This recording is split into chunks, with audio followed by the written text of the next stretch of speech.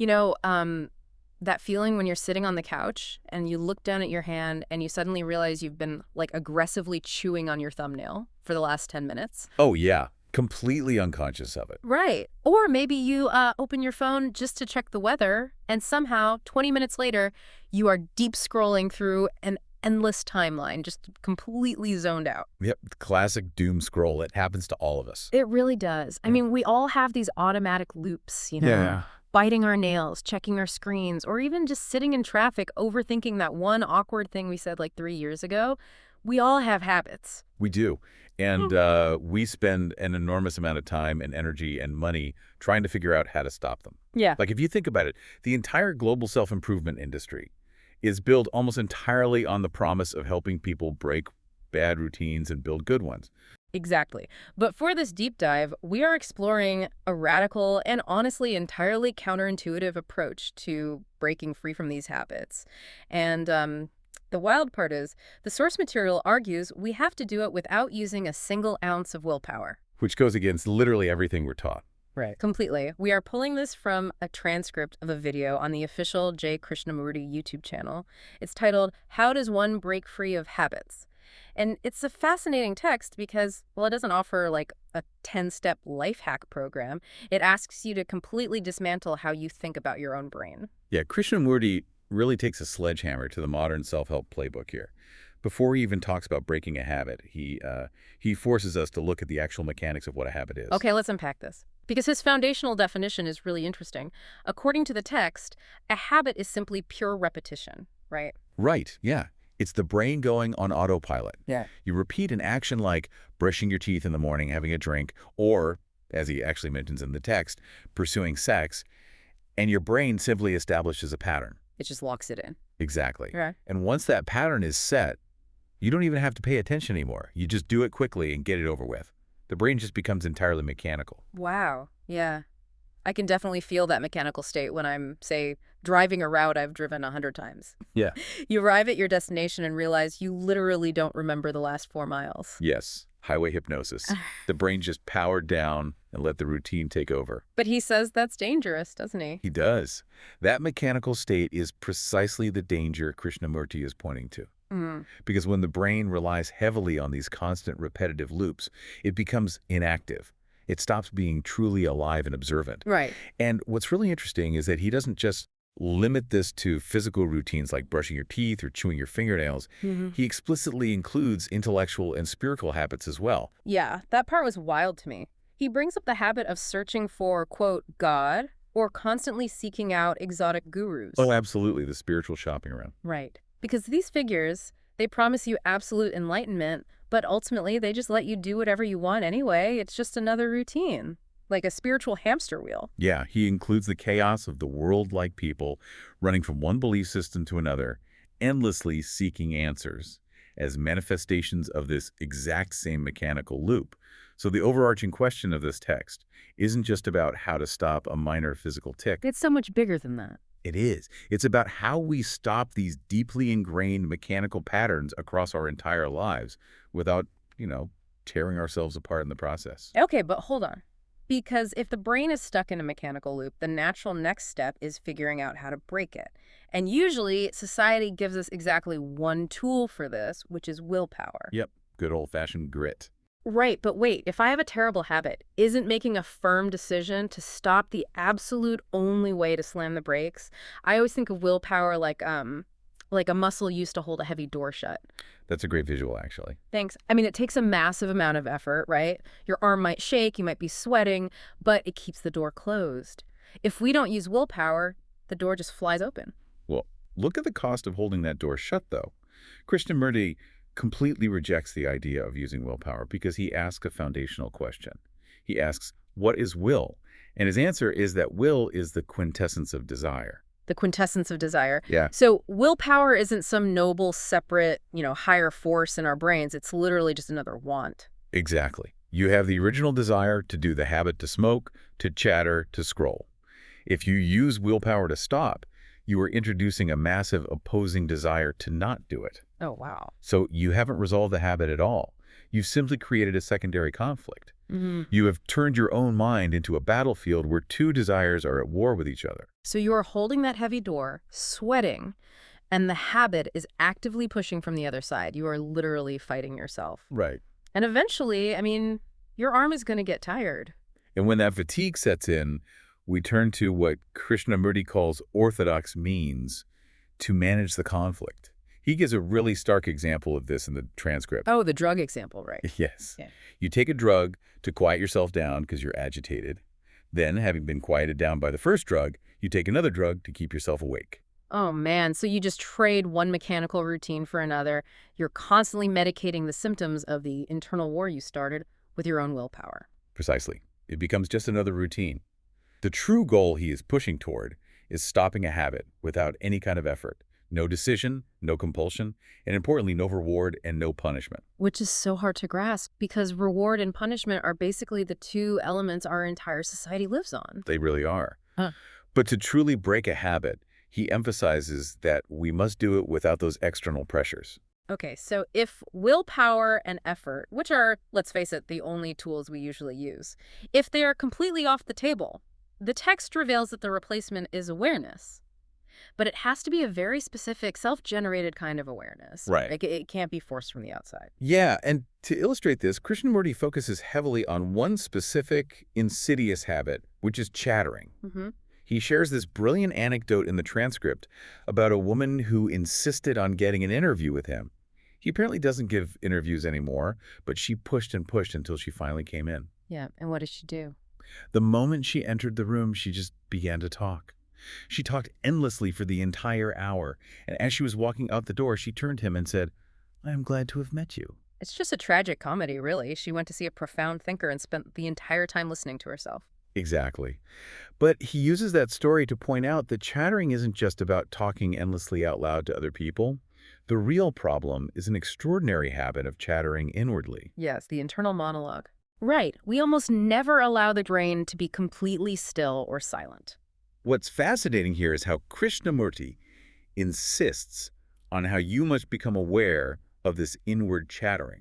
You have to notice it without someone else pointing it out to you. Because if they do, it backfires. Completely. He paints a very relatable picture. He says, if someone comes up to you and says, "Old chap, do stop chattering so much," your immediate reaction is entirely predictable. I would get instantly defensive, like my ego would flare up and I'd be super hurt. Exactly. You either resist it and feel insulted, or you forcefully agree and say, "Yes, I must stop it immediately," which kicks off that whole willpower conflict we just talked about. The door again. Right. The moment it comes from the outside, it becomes a command. But Krishnamurti argues, if you see the habit for yourself, if you catch your own inward chattering without any external prompting, you are observing from a completely different vantage point. You are immediately a step ahead because you own the observation. Okay, I get that. But I have a question. Sure, go ahead. So it's easy to notice if you're physically scratching your head or like keeping your mouth open. But how do you objectively watch your own internal monologue without immediately judging yourself for it? That's the tricky part, isn't it? Yeah, because the second I notice I'm overthinking or chattering, my brain yells, "Stop overthinking, you're doing the bad habit again." And that anger, that judgment, is exactly what Krishnamurti warns against. The moment you judge the habit, you are no longer watching it. You are fighting it. Okay, so what does true awareness actually look like? He breaks it down. It means looking at something without any reaction, without any choice. You must watch the habit without condemnation, without justification, and without explanation. So I can't let my past memories or, old traditions or society's rules jump in to say this chattering is bad and I must stop this. I just have to watch it happen. Exactly. And to explain this, he uses a really beautiful analogy in the text about watching a tree moving in the wind. Oh, right. I loved that part. Yeah, it's just a natural event happening in front of you. But if you happen to have a deep prejudice against the wind-like, if you just really dislike the wind, your prejudice prevents you from truly seeing the tree. Because all you see is the thing you hate. Yes. Similarly, we watch our own habits through the heavy lens of our prejudices and our words and memories. We look at our inner chattering and view it through this whole structure of judgments. So we don't actually see the habit, we just see our own failure. Wow. Krishnamurti is asking, can you watch without all that memory structure? Can you just observe the chattering the exact same way you'd observe that tree in the wind? That is where the art of watching truly lies. Here's where it gets really interesting, though, because as he talks about this art of watching, he introduces a concept that I'm not going to lie, I really struggled with on the first read. The part about the watcher. Yes. He states plainly, quote, "The watcher is not different from the chattering." And usually, we feel like there are two distinct entities in our head. With the duality. Exactly. There's the me who is chattering away, and then there is let's call it, the manager me, who is watching the chattering, analyzing it, and yelling at it to stop. Right, the internal critic. We treat it like a separate, wiser entity. But Krishnamurti says that separation is a complete illusion. You cannot create a separate manager in your head who scolds the chatterer. But, how does that actually work if I'm not the manager who is doing the watching? This is definitely the deepest philosophical knot in the text. He even admits in the transcript, please, this is rather complex and requires a great deal of inquiry. Yeah, no kidding. But think about what that manager actually is. The part of you that says, I must stop chattering, is built entirely out of your past memories, your conditioning, and the societal rules you've absorbed. Okay. So it is just another mechanical process of the brain. When the manager fights the chatterer, it is literally just the mechanical brain fighting itself. The watcher and the chattered are made of the exact same material. Oh, I see. So the watcher shouldn't be made up of that structure of words and memories. The watching has to exist completely outside of that internal tug-of-war. Precisely. There's only the watching itself. Pure observation, completely free from the structure of words. And when you master this non-judgmental watching, when you strip away the manager who wants to punish or reward, you achieve the actual mechanism that makes the habit disappear. Which the transcript refers to as complete attention. Yes, complete attention. Not focused effort, but attention. Exactly.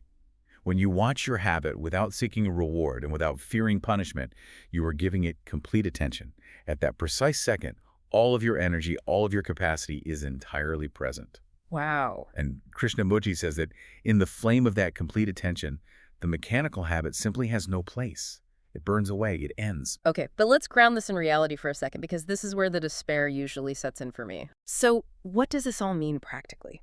I sit there, I manage to drop the manager me, and I pay complete non-judgmental attention to my inward chattering.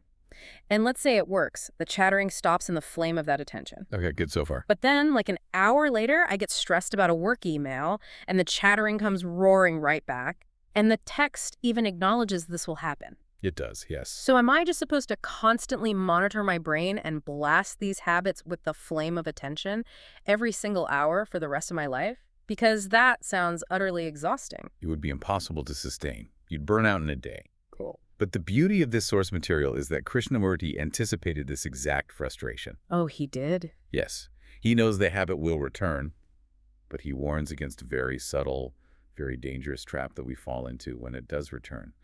We end up turning attention itself into a habit. Wait, what do you mean? Well, you do it once, right? You give complete attention, the habit subsides, and your brain logs that as a victory.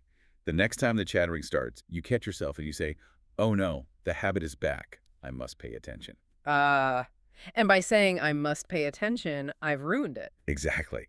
You are repeating a process, hoping for the same reward you got last time. Gradually, what you are learning is just the routine of paying attention. Krishnamurti states clearly that if you are constantly reminding yourself to attend, you are actually not attending. It has just become a new mechanical loop. Wow, so you literally just swap the habit of chattering for the habit of desperately trying to pay attention to your chattering. You're right back to flexing the muscle to hold the heavy door closed. Yep. The orthodox means have just disguised themselves as spiritual awareness. That is wild. But if trying to pay attention becomes a trap too, we reach the sort of ultimate crisis point. How do we ever finally break free from the loop without accidentally creating a new one? If we connect this to the bigger picture, this is where the text makes its final, massive pivot. Okay, I'm ready. Krishnamurti explains that true attention has no time, and true attention involves no wastage of energy. That is the ultimate realization he wants us to reach. Chattering along with all our other mechanical habits are simply ways that we waste our energy. Wasting energy. Yes, he says we waste energy in 1,000 different ways, and inward chattering is just one of them. So you completely stop focusing on paying attention to the specific habit. You just drop the tug-of-war entirely. Instead, you make it your mission to watch, to learn, and to see all the thousands of ways you're wasting your energy. That's the shift. But what does wasting energy actually look like in practice? Is it like physical exhaustion? Not exactly. It is the friction of inner conflict. Wasted energy looks like the anxiety you feel when you're constantly policing your own thoughts.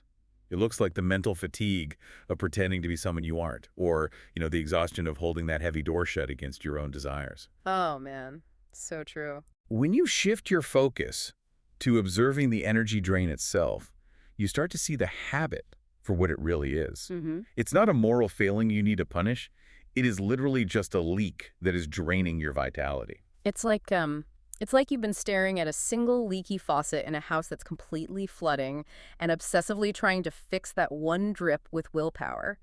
And Krishnamurti comes in and says, "Stop staring at the faucet. Step back and look at the water. Look at where the energy is actually going." That's a perfect way to put it. And the result of this shift, according to the text, is transformative. By constantly tracking where your energy is moving rather than mechanically repeating, "I must attend," your mind stops being mechanical. Because it's too busy observing. Right. It is constantly moving. It is all the time picking up new things. You pursue the observation of your own energy, and as a result, the brain becomes extraordinarily alert. And in a truly alert, alive brain, dead habits simply cannot survive. Exactly. As Krishnamurti concludes, when the brain is that alert, when it is watching the flow of its own energy without judgment or internal managers, dead habits simply have no place. You don't have to forcefully break the habit. The habit naturally falls away because the mind is too engaged with reality to bother with mechanical repetition. Wow, look at the journey we just took through this text. I mean, we started by seeing how our brains become mechanical through simple repetition, just going on autopilot until we're asleep at the wheel. Yep. We explored why our standard tool willpower only creates internal conflict, turning the mind into a battlefield of opposing desires. We unpacked the deep complexity of watching ourselves without judgment, realizing that the manager in our heads is just an illusion made of old memories. It's a lot to take in. It really is. And finally, we reached a realization that breaking a habit isn't about effort at all. It's about shifting our focus entirely to observe how we waste our energy, allowing an alert mind to naturally shed dead routines. It's a complete paradigm shift. It moves us away from self-improvement through force, towards self-liberation through observation. Absolutely. And it leaves us with something quite profound to consider, stepping beyond just the transcript. Oh, lay it on me. If chattering and thinking the same things over and over are just mechanical habits we use to waste energy, who are we without them? Oh, wow. If you successfully stopped all internal chattering and gave complete, effortless attention to the present moment, what happens to your sense of identity? Is the you that you think you are simply a collection of the very habits you're trying to break? Are we just the sum of the autopilot loops we've built to navigate the world? That is, wow. Think about that next time you find yourself holding that heavy door shut or staring blankly as you scroll on your phone. Maybe it's time to let go of the door, stop fighting the wind, and just watch the tree. Well said. Thank you so much for joining us on this deep dive. Keep exploring, stay curious, and we'll catch you on the next one.